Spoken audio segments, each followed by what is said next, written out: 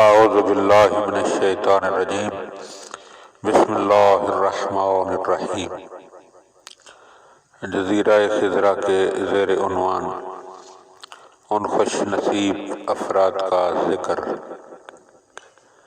کہ جنہیں امام علیہ السلام کی زیارت کا شرف نصیب ہوا، ان واقعات میں سے 13واں واقعہ۔ سید حسن ابتہی اپنی کتاب ملاقات با امام زمان میں تحریر فرماتے ہیں کہ اگر کوئی آدمی یقین اور خلوص کے ساتھ پکارے تو حضرت امام زمانہ علیہ السلام اس کی مدد کو پہنچتے ہیں۔ آقا عبد الرحیم سرفراز شیرازی ہمارے زمانے کے متدین دانش مند ہیں، تاریخی اور علمی کتابیں لکھی ہیں۔ ان میں سے ایک کتاب مسجد جمکران ہے۔ وہ نقل کرتے تھے کہ سن 1400 ہجری میں عید الاضحیٰ کے دن آقا علی اصغر سیف نے بیان کیا کہ شیراز کے ایک ڈاکٹر نے غیر ایرانی عورت کو مسلمان کر کے اس سے شادی کی تھی۔ اسے پہلی مرتبہ حج کے لیے لے گئے۔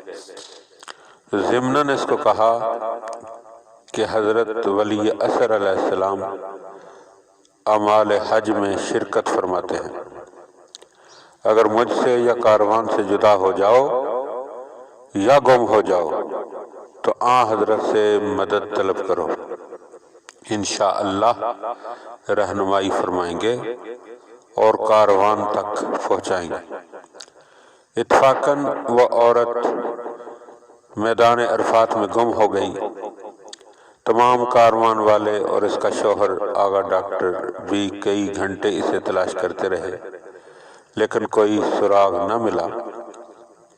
تھکے ماندے تمام خیمے میں پہنچے تو 2 گھنٹے بعد اچانک ڈاکٹر کی بیوی خیمے میں داخل ہوئی اور اس سے پوچھا تو کہاں تھی؟ تو اس نے کہا کہ میں گم ہو گئی تھی، اور جس طرح ڈاکٹر صاحب نے مجھے بتایا تھا میں نے اسی طرح حضرت بقیت اللہ المنتظر حجت ابن الحسن علیہ السلام کی بارگاہ میں فریاد کی۔ آقا تشریف لائے، حالانکہ میں فارسی اور عربی زبان سے ناواقف تھی، مگر وہ میری اپنی زبان میں گفتگو کرتے تھے اور مجھے خیمے تک پہنچا گئے ہیں، اس لیے آپ ان کا شکریہ ادا کریں۔ اہل کاروان نے ادھر ادھر جہاں وہ عورت اشارہ کرتی تھی نگاہ کی، مگر کوئی نظر نہ آیا۔ آخر کار معلوم ہوا کہ حضرت ولی اثر علیہ السلام کو فقط وہ ڈاکٹر کی بیوی ہی دیکھ رہی تھی، دوسروں کو نظر نہیں آئے تھے۔ اللہم صلی علی محمد و آل محمد۔